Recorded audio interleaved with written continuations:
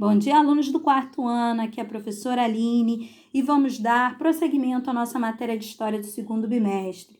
Por favor, abram a apostila de vocês lá na parte de História, na página 9. Página 9, tá, pessoal? Vamos lá! Hoje veremos um pouco mais sobre as expedições à Nova Terra e a fundação da primeira vila, né? Então, vamos lá, pessoal. As expedições marítimas enviadas por Portugal após o descobrimento do Brasil tinham o interesse, gente, de conhecer a Nova Terra, o Brasil, né? Para saber as suas dimensões, o seu tamanho, para travar contato com seus habitantes, conhecer quem eram os habitantes na época. Quem eram, gente? Os índios, né? E avaliar quais eram as riquezas que aqui no Brasil nós tínhamos, que até então Portugal não sabia o que encontrar aqui, né? O que geraria riqueza, né? E interesse de Portugal era esse, era na riqueza, tá bom, pessoal? Então, lá para 1500 e 1530, houve o período chamado pré-colonizador, ou seja, antes da colonização, antes deles virem morar efetivamente aqui no Brasil. Então, mandaram-se para cá, gente, 5 expedições oficiais, tá bom? E além dessas expedições oficiais que foram mandadas para cá, muitos navios portugueses também vieram ao litoral brasileiro nessa fase, com o objetivo de comerciar o pau-brasil, ou seja, buscar o pau-brasil para poder vender lá na Europa. E outros passaram pelo Brasil como aquela escala que eles tinham que fazer para ir lá para o Oriente, para as Índias. Como era muito grande a viagem até a Índia, eles tinham que fazer uma parada aqui no Brasil para reabastecer de água e alimentos as caravelas. E aí eles davam seguimento à sua viagem até as Índias, tá? Então, nós tivemos aí a expedição de Gaspar de Lemos em 1501, né, que havia sido um dos capitães da esquadra de Cabral. Foi ele quem regressou a Portugal para levar a notícia da descoberta ao rei Dom Manuel I. E a sua expedição constava com 3 navios, tá, gente? Esses 3 navios possuíam um navegante, gente, Américo Vespúcio, tá bom? Que escreveu um relato de viagem para o rei de Portugal. Após esses 7 meses de viagem, gente, bem grande o tempo que eles gastaram, né, pessoal? O que aconteceu? Os exploradores perceberam que a terra descoberta por Cabral não era uma ilha, tinha a extensão de um continente, ou seja, isso aqui não era uma ilha, era um continente. E verificaram também que a única riqueza para explorar imediata aqui era o pau-brasil. Não havia outra, né, que eles pudessem obter lucro na época, a não ser, à primeira vista, o pau-brasil, aquela árvorezinha que se tirava o corante. A expedição agora de Gonçalo Coelho, em 1502. Um grupo de comerciantes de Portugal, encabeçado por Fernando de Noronha, que era um rico comerciante, tá? Arrendou ao rei o direito de explorar o pau-brasil. No ano seguinte, esse grupo enviou a sua primeira expedição aqui para cá, para o Brasil, tá ok? Agora temos a expedição de Cristóvão Jacques.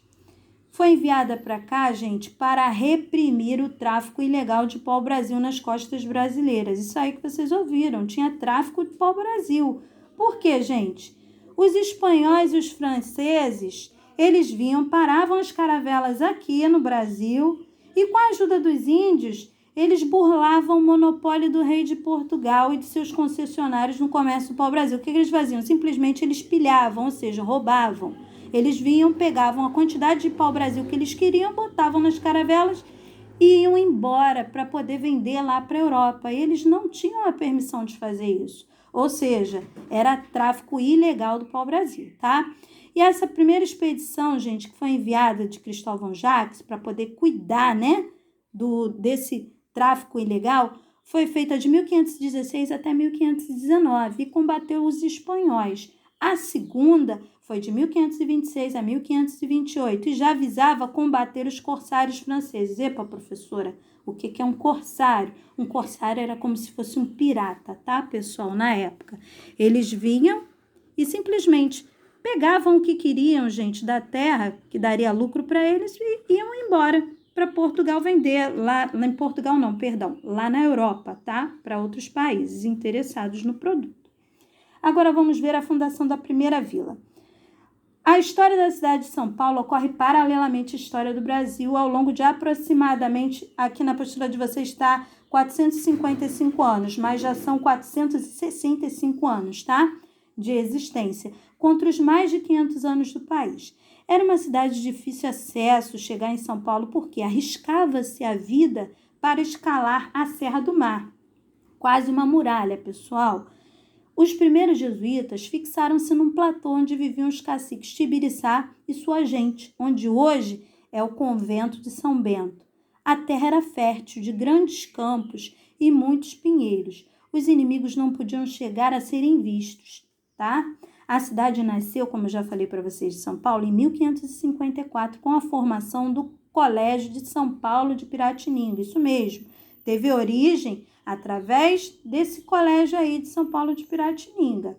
Ao redor do colégio formou-se uma pequena povoação de índios convertidos, jesuítas e colonizadores, tá? E, na verdade, os portugueses estavam interessados em levar a colonização também para o Planalto, porém sem prejudicar o processo que tinha desenvolvendo lá no litoral, tá? Logo, as autoridades portuguesas criaram em 1553 a vila de Santo André da Borda de Dentro do Campo, E lá em 1560, a população do povoado seria expressivamente ampliada. Quando, por ordem do Mendes Sá, que era governador-geral da época da colônia, os habitantes da vila de Santo André da Borda do Campo foram transferidos para os arredores desse colégio, tá? Pegaram esses moradores e levaram para os arredores desse colégio. Então, a vila de Santo André foi extinta, acabou, e o povoado é elevado à categoria com o nome de Vila de São Paulo de Piratininga. Pois é, e surgiu aí, né, a cidade de São Paulo. Por ato régio é criada no mesmo ano uma Câmara Municipal, então chamada de Casa de Conselho, e é provavelmente neste mesmo ano de 1560 que é criada a Confraria da Misericórdia de São Paulo, que é a atual Santa Casa de Misericórdia, tá?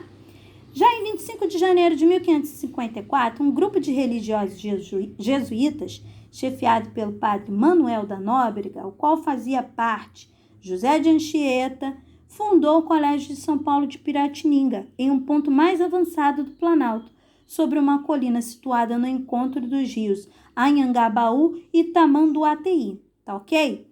A fundação de São Paulo, gente, está ligada, tá, ao processo de ocupação e exploração das terras americanas pelos portugueses a partir do século XVI, tá ok? Inicialmente, os colonizadores, gente, fundaram essa vila de Santo André da Borda do Campo em 1553 e constantemente ameaçada na época pelos povos indígenas da região que queriam invadir.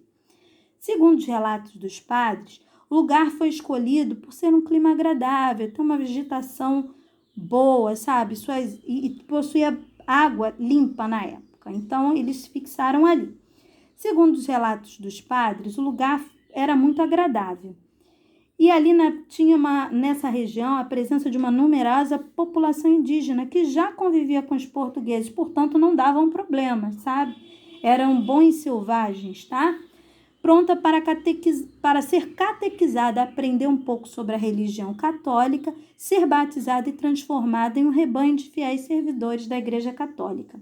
A situação não estava nada boa na vila de São Paulo. No entanto, a pequena vila, formada ao redor do colégio, dos padres, ia crescendo cada vez mais. E assim como outros aldeamentos indígenas eram criados, os jesuítas nas vizinhanças, gente, conseguiram controlar, no caso, esses ataques que haviam por outros índios de outras tribos. Então, os aldeamentos que viriam a ser, a origem e a dar o nome dos atuais bairros hoje paulistanos. Ou seja, o colégio nasceu, no caso, a cidade de São Paulo nasceu justamente da criação do Colégio de São Paulo de Piratininga. Tá ok, pessoal? Um forte abraço e até a próxima. Um grande beijo também.